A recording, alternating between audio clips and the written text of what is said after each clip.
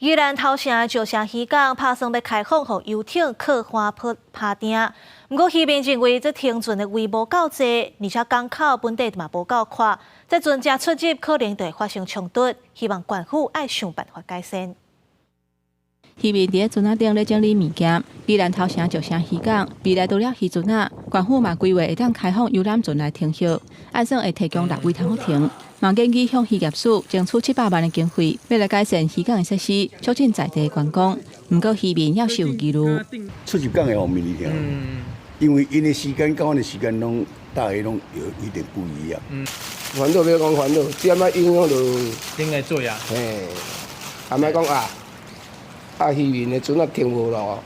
渔民认为讲，会当入来石城渔港停的船，原本就无够位通停，尤其是风台天。在地渔船啊，根本就无所在通避，都爱驶去乌石港北咧。港厝的宽度无够嘛是问题。游览船甲渔船啊，若要出入的时阵，恐惊会产生冲突，这问题拢需要有配套。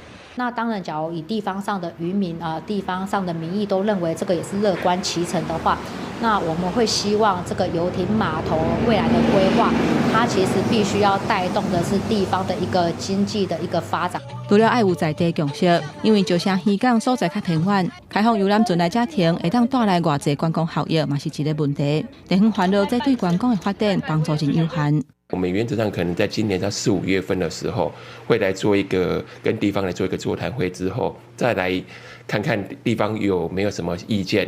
政府讲后续会搁召开地方的座谈会来收集意见，理清石城渔港会当开放游览船出入的时间，有偌济位会当停，也有渔港的设施改善的方式等等的问题，再搁来启动试营运。了后向渔业署争取渔港设施改善的经费，主要的目标是希望外县市的游览船，若来到宜兰的时阵，会当有一个停歇的所在，打造海岸线旅游的哪些公路。公视新闻宜兰报道。